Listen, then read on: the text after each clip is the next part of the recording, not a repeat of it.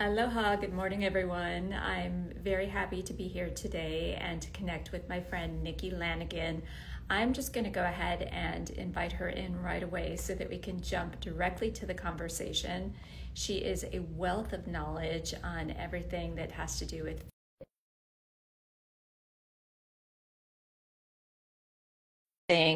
rest and recovery. And I know that you're going to enjoy her. She's not only a wealth of knowledge, but she's fun. Nikki, Hello. hi, how are you? Hi, how are you? So great to I'm see you. so sorry. It wouldn't let me join, and then I would go to click accept and it would kick me off. I'm like, what is going on? So I think what's going on, and I don't want to get too far off topic, but I think what's going on is we are in the shadow of Mercury retrograde.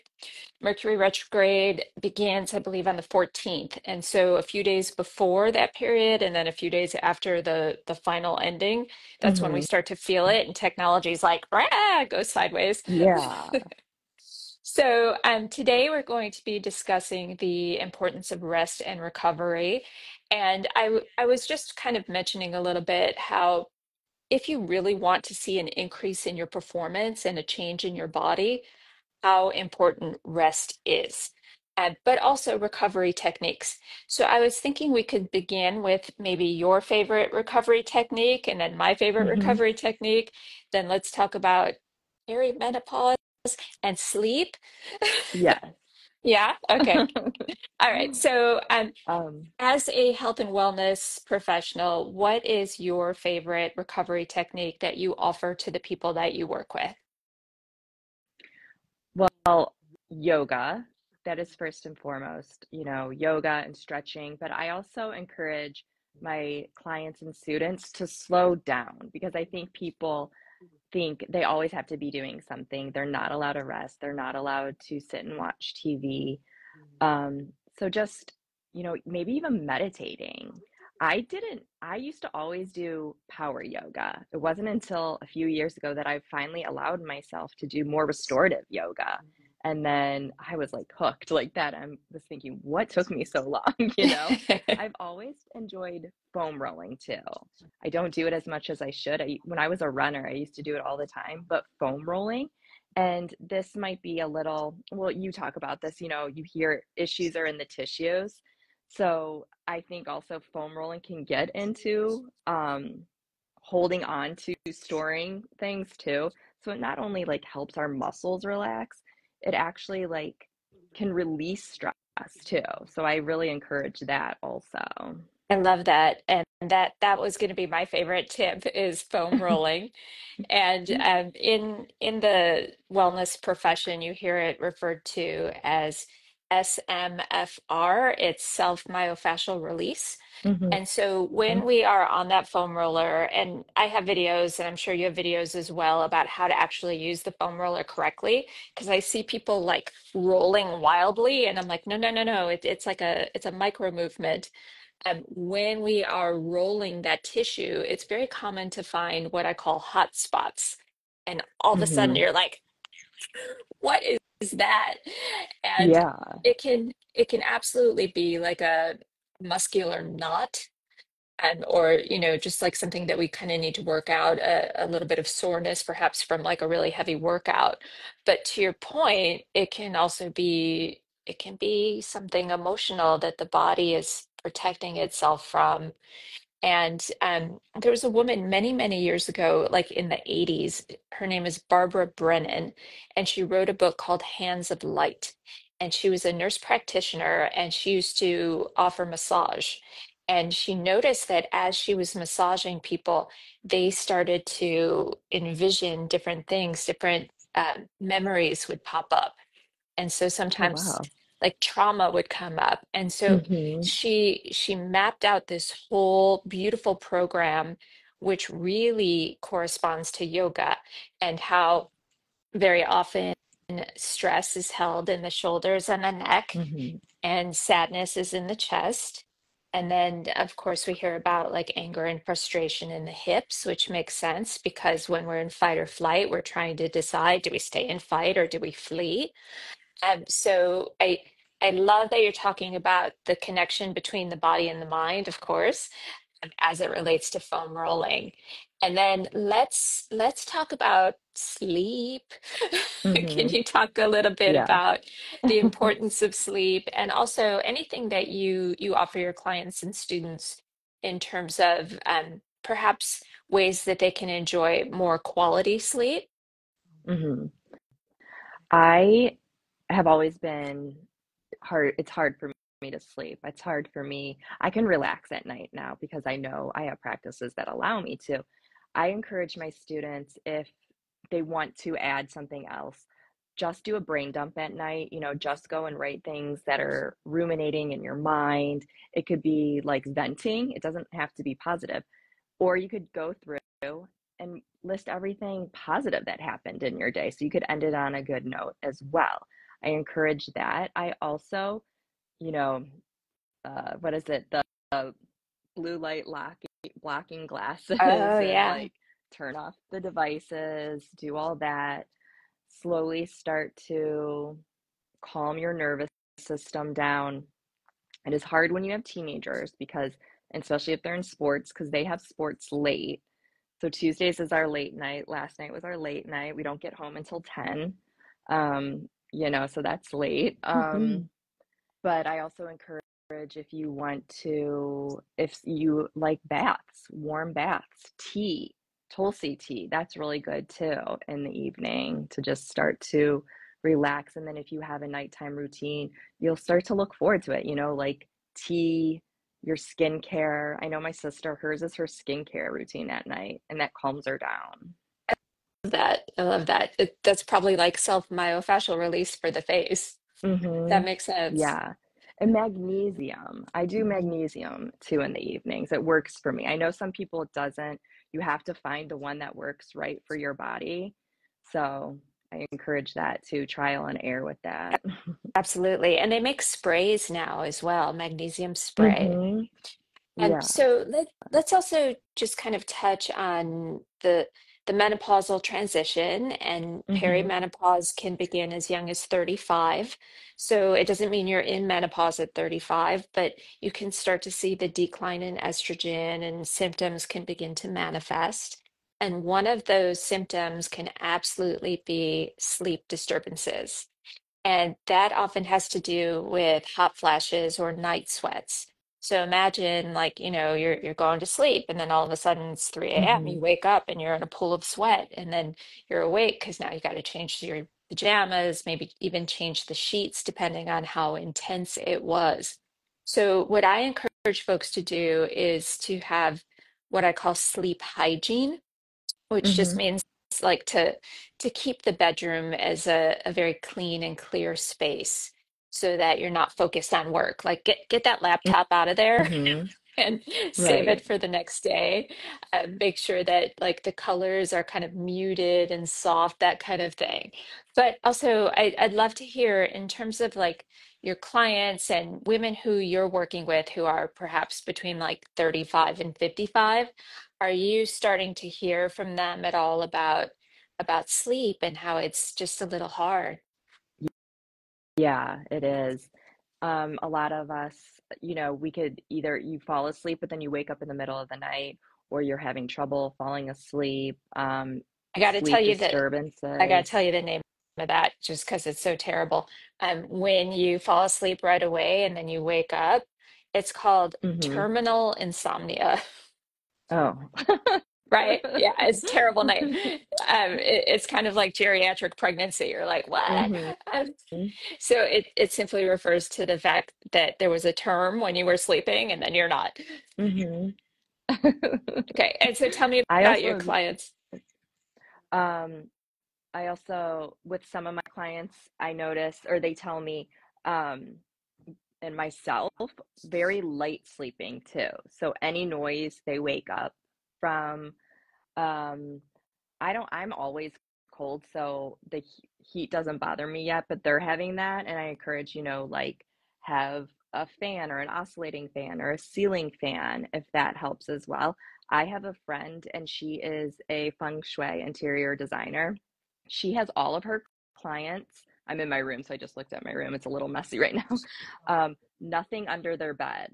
nothing Mm, under their bed. So she says that helps because if there's things under your bed, whether you know it or not, it's like clutter there.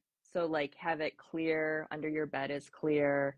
Her name's Lisa Morton if people wanted to follow her on Instagram because she gives good tips about that for sleeping as well. But I have my sister. Um, I have people also if they wake up in the middle of the night and they can't fall back asleep, don't try to make yourself or force yourself. Get up, maybe start journaling then. I don't go on your phone and scroll. I don't encourage that, but maybe read or listen to a podcast or do something because if you're just laying there, your brain is going to start thinking of everything, of your to-do list and all of that. absolutely. Absolutely. So I woke up at 2:57 a.m. today, and I'm like, what? Why? Just why? And then I realized, so my dear friend Nataya, Dr. Nataya Gwynn, and I launched a course, and there was a press release coming out at 9 a.m. Eastern, so 3 a.m. Hawaii.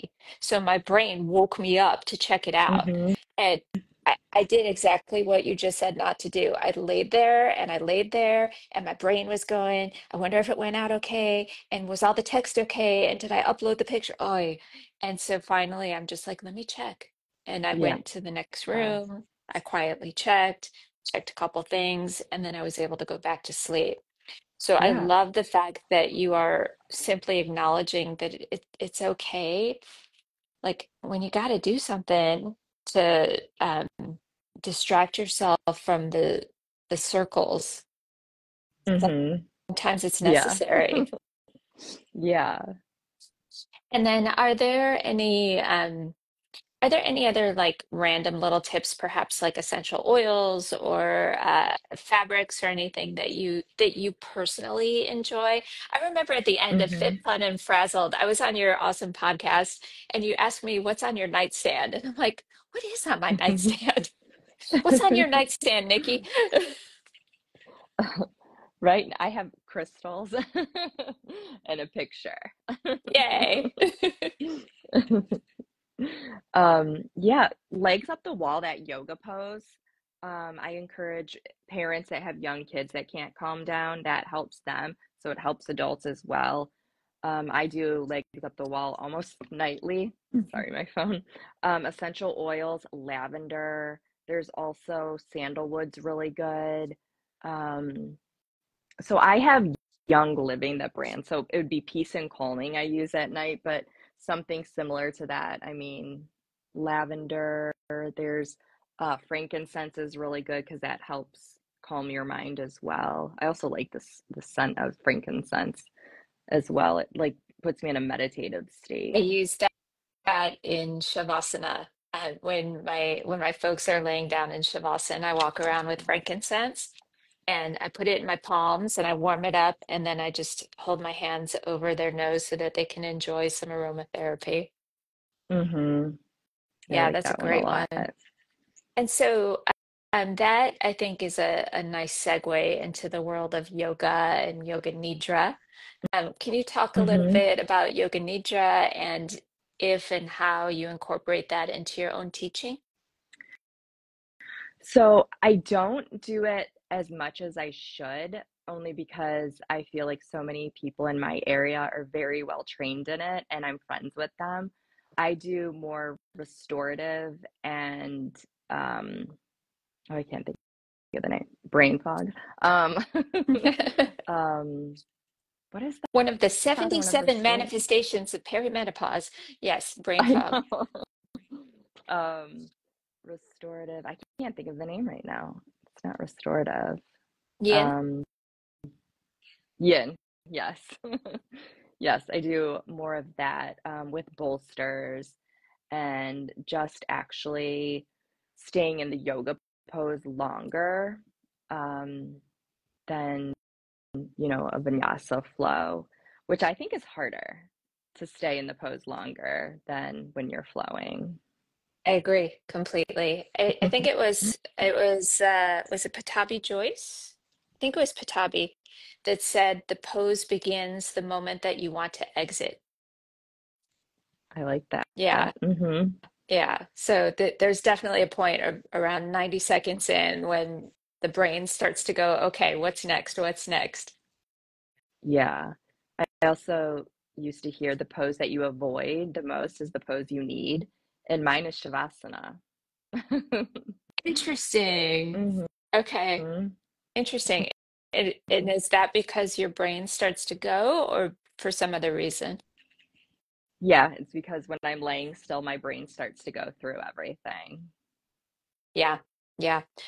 So what I find is when I'm working with individual clients, I have to get the fight out of their body to get the fight out of the mind. hmm So we'll often start with a pretty vigorous, for lack of a better term, flow, energetic, that's better, a very hmm energetic flow so that the body can settle. Because if I walk in and I say, okay, like Shavasana, ugh, you need a moment to settle into your body, and it works better in my experience after you've moved quite a bit. hmm So, so I Nikki, agree with that. you tell me. Oh, I was just gonna say, it's like preheating the oven, and then Mm, everything's warmed up, and then you settle into the pose. I love that metaphor. I might be borrowing that tomorrow when I teach class. Go for it. So you know that you have one of my absolutely favorite voices for guided meditation. And I'm wondering if you would do us the honor of guiding us in any type of relaxing meditation that perhaps folks can replay later on before they go to bed Yeah. tonight, so that they can hmm like drift off to sweet dreams. Yeah. All right, find a comfy seat. You could lie down also, or you could just be seated in a chair or on the ground in easy pose. Bring your eyes to close if that's comfortable for you, or you can just gaze down at the ground or at the tip of your nose. We'll take 3 deep breaths in through our nose, out through your mouth. Two more deep breath in and out. One more deep breath in and out. Come to your own breath, whatever comes naturally to you, breathing in and out your nose or whatever. You could bring your shoulders up to your ears and roll them down and back and start to feel your body soften. You can imagine you're outside. It could be the evening, maybe in the moonlight, and you're walking to a lake or a body of water. You start to walk into the water. It's warm, getting a little deeper where you can actually float and you're supported fully by the water, gazing up at the stars and the moon. And now the moonlight is starting to shine down on you, the top of your head, your neck and shoulders are relaxing, your chest, your back, your torso and arms, relaxing. The healing moonlight is encompassing you and cocooning you, protecting you, relaxing you. You could feel this wave of relaxing energy coming down to your thighs, your knees, your shins, your ankles, and your toes. With each inhale, filling yourself up with something you need today or tonight, if you're listening to this in the evening. With each exhale, releasing something from the day no longer serving you. Breathing in something you need, exhaling something from the day, letting it go. You can repeat these affirmations after me in your mind, silently or out loud. I am safe to slow down. I am safe to rest. Rest and relaxation is productivity. I allow myself to fully relax in this moment.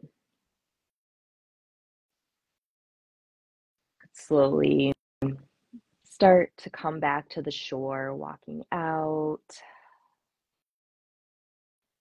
looking maybe up at the moonlight and the stars again. You could slowly start to bring your awareness back to the present moment, maybe wiggling your fingers and your toes. We'll take one more collective deep breath into your nose. And on your exhale, releasing anything still you're holding on to. And slowly blink your eyes back open. Ah, so lovely. So, in yoga, we talk about yin and yang energy, or ha and the sun and the moon. And what I often tell people is like, uh, work hard, rest hard. So Mm-hmm. it sounds a little silly, but the idea is that we give just as much attention to the depth of rest that we do to the intensity of our workout. Because when we do that, then we're actually able to recover in a more effective way so that the muscle tissue can come back stronger because it needs that. Um, So any last thoughts that you have to share with everyone about rest and recovery? I just want to encourage everyone tonight, know that it's safe to slow down, it's safe to rest and relax, and maybe even practice what is one thing you could do this weekend to help your rest and recovery. And think about that, and then maybe share it with us in the comments on this. Absolutely. And speaking of sharing with us in the comments, can you guide everyone towards your other Instagram page and your Oh, podcast as yeah. well? My other Instagram page is Fit Fun and Frazzled Podcast, and then my podcast is Fit Fun and Frazzled, and that's on any podcast platform. I mean, Apple or Spotify. And my YouTube channel is Nikki Yoga and Wellness. Amazing. So follow my friend Nikki, and I will be enjoying this again later because you had me like out on the Pacific Ocean, drifting and floating and ha. It's gonna All be a right. full moon too. I was thinking of that when I was like doing it, but I didn't put it in so people could listen to this whenever. It doesn't have to be a full moon.